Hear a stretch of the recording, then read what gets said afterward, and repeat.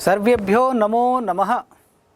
मम नाम डॉक्टर लूनेश कुमार वर्मा, व्याख्याता, शासकीय उच्चतर माध्यमिक विद्यालय छछानपेरी, जिला रायपुर मध्ये व्याख्याता रूपेण अहम पदस्थोस्मि। अद्य वयं पठामः दशम्यां कक्षायां ओदनम सूक्तम। प्यारे बच्चों, आप सभी जानते हैं भारतीय साहित्य विश्व के प्राचीनतम साहित्य हैं और भारतीय साहित्यों की जब बात करते हैं तो इसमें वेदों की जो गणना है ये सर्वश्रेष्ठ गणना है और प्राचीनतम गणना है, क्योंकि वेद जो है विश्व के प्राचीनतम साहित्य हैं। वेदों में निहित ज्ञान विज्ञान से आज भी संपूर्ण जगत लाभान्वित हो रहा है। आप सभी जानते हैं वेद जब हम कहते हैं तो वेदों में 4 वेद हैं, इनमें से ऋग्वेद सबसे प्राचीनतम हैं। तो 4 वेद जो हैं वे हैं ऋग्वेद, यजुर्वेद, सामवेद और अथर्ववेद। तो इनमें से ऋग्वेद सबसे प्राचीनतम वेद है। और प्यारे बच्चों, आज हम जिस पाठ की चर्चा करने जा रहे हैं उस पाठ का नाम है ओदनम सूक्तम।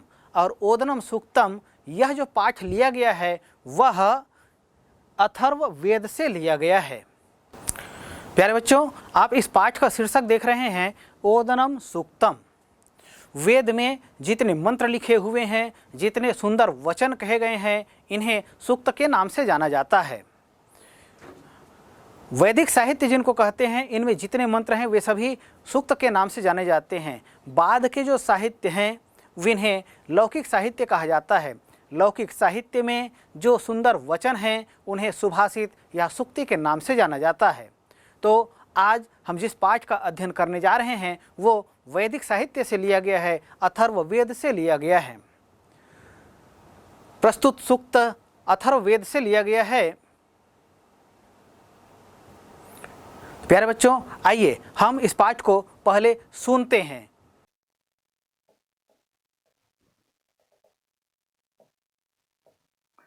नवमः पाठः ओदनम सूक्तम। प्रस्तुत सूक्त अथर्ववेद से लिया गया है। चावल पक जाने के बाद भात बनता है। उसमें धान कूटने, फटकने, भूसा निकालने और उसे पकाने की कई प्रक्रियाएं होती हैं। इन सब का रूपक अलंकार की सहायता से वर्णन किया गया है। यज्ञ करने वाले को इस भात के माध्यम से सभी लोक प्राप्त हो जाते हैं, यह कहकर उसकी महिमा बताई गई है। चक्षुर्मुसलं कामुलुखम् दीतिः शूर्पमदीतिः शूर्पग्राही वातो पावनिक अश्वाहकणा गावस्तण्डुला मस्कास्तुषा इयमेव पृथिवी कुम्भी भवति राध्यमानस्योदनस्य द्यौर्पिधानम्।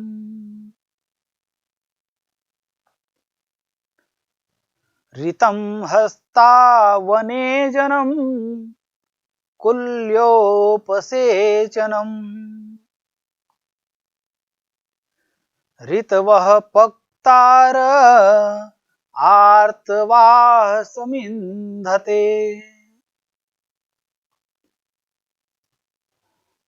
तस्योदनस्य बृहस्पतिः शिरो ब्रह्ममुखम्।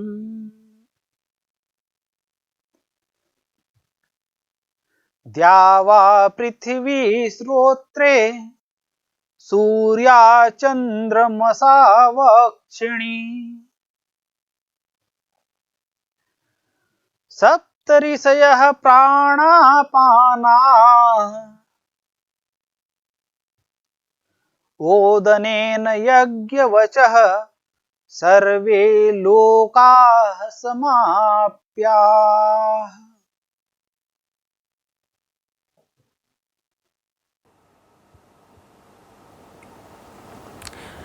प्यारे बच्चों, अभी हमने ओदनम सूक्तम पाठ को सुना और अब आइए हम इस पाठ को अब समझने का प्रयास करते हैं।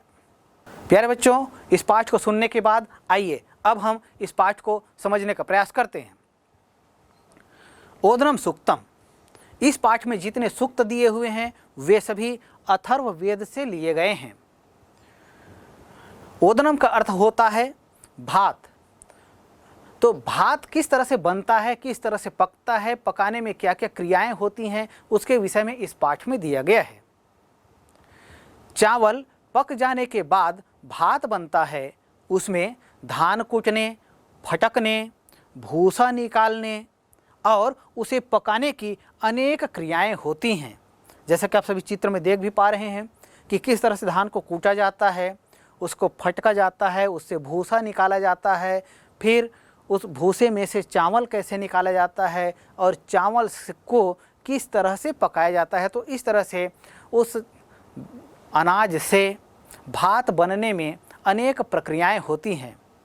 इन सब का रूपक अलंकार की सहायता से ओदनम सूक्तम इस पाठ में वर्णन किया गया है। यज्ञ करने वाले को इस भात के माध्यम से सभी लोक प्राप्त हो जाते हैं, यह कहकर उसकी महिमा बताई गई है। तो आइए हम अध्ययन करते हैं ओदनम सूक्तम के अंतर्गत विभिन्न सूक्तों का, सूक्त अर्थात विभिन्न मंत्रों का। तो पहला सूक्त है चक्षुर्मुसलम कामुलूखम। प्यारे बच्चों, जैसे हम श्लोक की बात करते हैं या सूक्त की बात करते हैं, सूक्तियों की बात करते हैं, ये पद्य का रूप होता है और ये जो पद्य रूप होता है इसी का जो गद्य रूप होता है वह कहलाता है अन्वय। अर्थात उसका अर्थ पद्य में, पद्य की वाक्य संरचना अलग तरह की होती है और गद्य की वाक्य संरचना अलग तरह की होती है। तो पद्यमय वाक्य रचना को गद्यमय करना यही अन्वय कहलाता है। तो इस पाठ में जितने सूक्त दिए हुए हैं उन्हें तो हम पढ़ेंगे ही और साथ ही साथ उनका अन्वय अर्थात गद्य रूप क्या होगा उसका भी अध्ययन करेंगे। आइए हम देखते हैं पहला सूक्त और उसका अन्वय। चक्षुर्मुसलम कामुलूखम, ये सूक्त है, इसका अन्वय होता है। अन्वय जब करते हैं तो इसमें जो विभिन्न पद होते हैं गद्य की संरचना के अनुसार होना चाहिए एक, और दूसरा जितने संधियुक्त पद होते हैं उन संधियुक्त पदों को भी हम अलग अलग कर लेते हैं। जैसे आप इसमें देख रहे हैं चक्षुर्मुसलम, यह संधियुक्त पद है, इसका संधि विच्छेद करें तो होगा चक्षुः धन मुसलम। यहाँ पर विसर्ग संधि का प्रयोग हुआ। तो इस सूक्त का चक्षुर्मुसलम कामुलूखम का हम अन्वय करते हैं तब रूप होगा चक्षुः मुसलम काम उलूखम। चक्षु का मतलब होता है नेत्र और मूसल अर्थात जिससे धान कूटा जाता है। आप जानते हैं इसका प्रयोग किया जाता है, देखिए आप चित्र में देख भी पा रहे हैं, इसको कहते हैं मूसल। और इसी तरह से उलूखम कहा जाता है ओखली को, अर्थात ओखली में धान को रखा जाता है, देखिए चित्र में जिस तरह से रखा गया है, और उसमें से फिर मूसल से उस धान को कूटा जाता है। तो चक्षु मूसलम, चक्षु है मूसल अर्थात धान को कूटने का जो यंत्र है, जो साधन है, उसको कहा जाता है मूसल। तो यह हमारा जो चक्षु है, हमारा जो नेत्र है, ये क्या है, यही है मूसल। और जो विभिन्न इच्छाएं हैं, हम किसी चीज़ को देखते हैं उसके बाद हमारे मन में तरह तरह की इच्छाएं उत्पन्न होती हैं, वो जो इच्छाएं हैं उसे ही कहा गया है उलूखम। तो इच्छा है ओखली, तो चक्षु है मूसल और इच्छा है ओखली, इसी को लिखा गया है चक्षुर्मुसलम काम उलूखम। अगला सूक्त है दीति है सूर्प मदीति शूर्पग्राही वातो पावनिक। अब यह जो दूसरा सूक्त है, इसका जो संधि पद हैं उनको अलग करते हैं, विभिन्न पदों को अलग अलग करते हैं और साथ ही अन्वय करेंगे। तो शूर्पम दीति, शूर्पम धन अदिति इति शूर्पम अदिति, यहाँ व्यंजन संधि का प्रयोग हुआ। वातो पावनिक, वातः धन अपावनिक, यहाँ पर विसर्ग संधि का प्रयोग हुआ है। अब इसका अन्वय करते हैं। दीति शूर्पम दीति है शूर्पग्राही वातो पावनिक, ये सूक्त है। इसका अन्वय होगा शूर्पम दीति है शूर्पग्राही अदिति है अपावनिक वातः।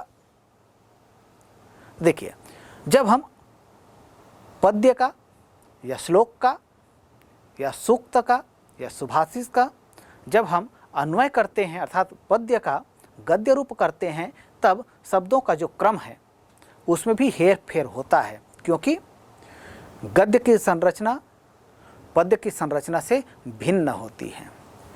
तो यहाँ दीति शूर्पम ये लिखा हुआ था, अब इसको जब हम अन्वय करते हैं तो क्या हो जाता है, शूर्पम दीति, अर्थात शूर्प कहते हैं सूप को, सूप अर्थात सूपा। आप सभी जानते हैं, ये चित्र में आप देख पा रहे हैं, इसको कहा जाता है सूप या सूपा। तो शूर्पम दीति है, सूप है दीति, शूर्पग्राही अदिति है और सूप को पकड़ने वाली है अदिति।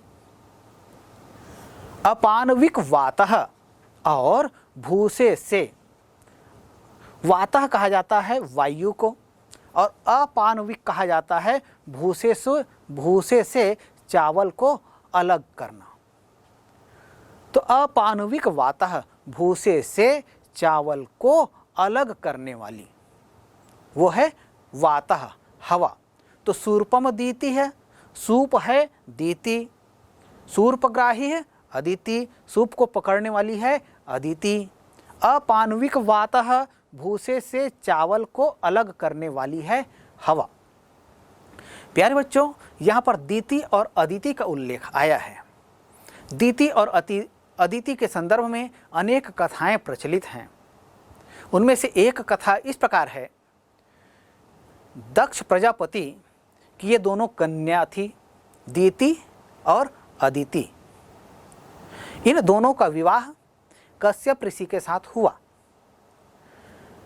कश्यप ऋषि के साथ इनका विवाह होने पर अदिति से इंद्र उत्पन्न हुए और दीति से हिरण्यकश्यप और हिरण्याक्ष उत्पन्न हुए। भगवान विष्णु का इंद्र के प्रति विशेष प्रेम था, इसलिए वे दीति के जो पुत्र थे हिरण्यकश्यप और हिरण्याक्ष, इन्हें इनके साथ शत्रुता करते हैं और उन्हें वे मार डालते हैं। इस बात से दीति दुखी होती है और वह तप करती है, अपने पति को प्रसन्न करती है। पति कश्यप उनके तप से प्रसन्न होते हैं और उन्हें वर मांगने के लिए कहते हैं।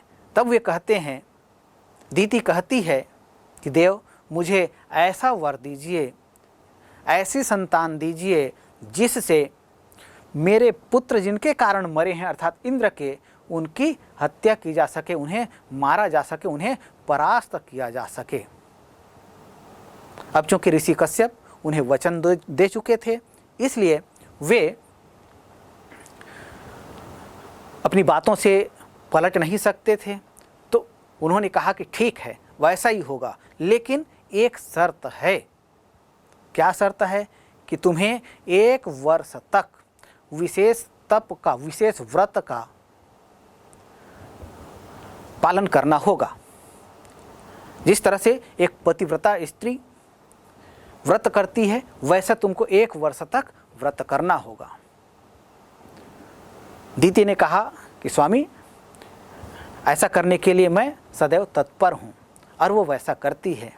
अब जैसे ही दीति के गर्भ में संतान आ जाता है, वैसे ही उसका चेहरा, उसका जो मुखमंडल है, मुख आभा है, वह आभा मंडित हो जाती है।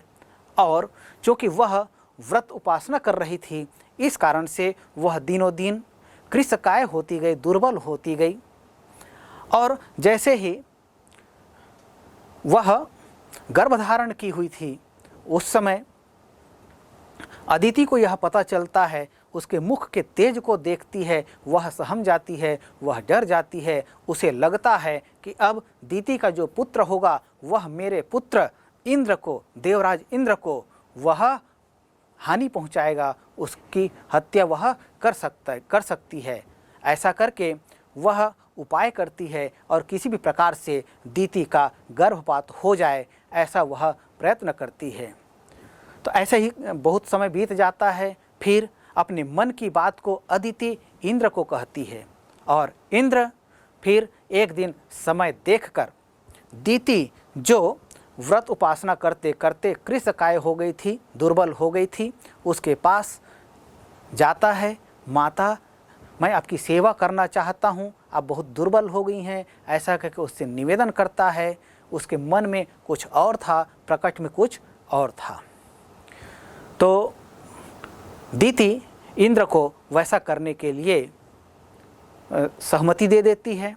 तो इंद्र उनकी सेवा करने लग जाता है। तो सेवा करते करते दीति की निद्रा लग जाती है और इंद्र इस अवसर की तलाश में था। जैसे ही देखता है कि माता दीति जो है निद्रा मग्न हो गई है, वह सूक्ष्म रूप से उसके गर्भ में प्रवेश करके वज्रपात से, वज्र के आघात से उसके उदरस्थ शिशु को वह नष्ट करना चाहता है। लेकिन ऐसा करने पर वज्रपात करता है, तब उसके उदर में जो शिशु था वो 7 भागों में खंडित हो जाता है और रुदन करने लगता है। तब इंद्र कहता है, माँ रुद, अर्थात रो मत। ऐसा कहने पर वे जो शिशु थे उदर में, वे चुप हो जाते हैं। और फिर इंद्र जो है एक और वज्र का आघात करता है, उससे वे 7 जो खंडित थे वे शिशुगण पुनः 7 खंडों में और विभक्त हो जाते हैं। इस तरह से 49 खंडों में वे शिशु जो है उदर में ही खंडित हो जाते हैं और फिर रोने लगते हैं। इंद्र पुनः कहते हैं, माँ रुद, लेकिन अब वे चुप नहीं होते हैं। और बाद में फिर ये ही जो 49 दीति के जो पुत्र हुए, वे सभी माँ रुद इंद्र के कहे जाने के कारण से मरुदगण कहलाए, जो बाद में फिर इंद्र के सेवक के रूप में प्रसिद्ध हुए। तो प्यारे बच्चों, यहाँ यह जो प्रसंग है, इसमें कहा गया है कि सूर्पम दीति है। दीति जो है वो क्या है? सूप है, सूपा है। और सूपग्राही अदिति है। और अदिति जो है सूप को, अर्थात उस सूपा को ग्रहण करने वाली है। अर्थात दीति जो नेक कार्य कर रही थी, अपने पति की उपासना की थी, उसको ग्रहण लगाने का कार्य की थी कौन? अदिति। और अपानविक वातः, और भूसे से चावल को अलग करने वाली है हवा, जिन्हें ही मरुदगण कहा गया। चलिए आगे बढ़ते हैं। अगला सूक्त है, अस्वाह कणा गावस्तंडुला मस्कास्तुसाह। गावस्तंडुलाः, गावः धन तंडुलाः इति गावस्तंडुलाः। यहाँ पर विसर्ग संधि का प्रयोग हुआ है। मस्कास्तुसाः, मस्काः धन तुसाः इति मस्कास्तुसाः, यहाँ विसर्ग संधि का प्रयोग हुआ है। आइए इस सूक्त का अन्वय करते हैं। सूक्त है, अश्वाह कणा गावस्तंडुला मस्कास्तुसाः। अन्वय करने पर इसका रूप बनता है, कणा अश्वाह तंडुलाः गावः तुसाः मस्काः। अर्थात अश्व कहते हैं घोड़े को, गावस्तंडुलाः, तंडुल कहते हैं चावल को। चावल जो है वह गाय का रूप है। और अश्वाह कणाः, उसके जो चावल के जो कण हैं ये हैं अश्व के रूप अर्थात घोड़े के रूप हैं। मस्कास तुसाह और भूसा है मच्छर के रूप। मच्छर जो हैं इन्हें तुसाह अर्थात भूसा का रूप कहा गया है। भूसा का रूप मच्छरों को क्यों कहा गया है? उसमें कुछ समानता होती है। क्या समानता होती है? आप सभी देखते हैं, आप सभी जानते हैं, मच्छरों से पीड़ित होते हैं। विशेषकर रात्रिकालीन अवस्था में मच्छर जो है प्रायः प्राणियों को कष्ट देते हैं। वो आते हैं और शरीर में चुपके से बैठ जाते हैं, चिपक जाते हैं और हमारे रक्त का शोषण करने लगते हैं। उन्हें हमें बलात् भगाना पड़ता है। उसके लिए तरह तरह के उपाय लोगों के द्वारा किया जाता है। तो इसी तरह से जब धान को अलग करने की जो प्रक्रियाएं होती हैं, इसमें भूसा जो होता है वो उड़कर कपड़े में, शरीर में कहीं पर भी चिपक जाता है। किस तरह चिपक जाता है? उसी तरह चिपक जाता है जिस तरह से मच्छर हमारे शरीर में चिपक जाते हैं। उन्हें बलात् हमें अलग करना होता है। इसलिए तुसाह मस्काह कहा गया, अर्थात भूसा को मच्छर का रूप कहा गया है।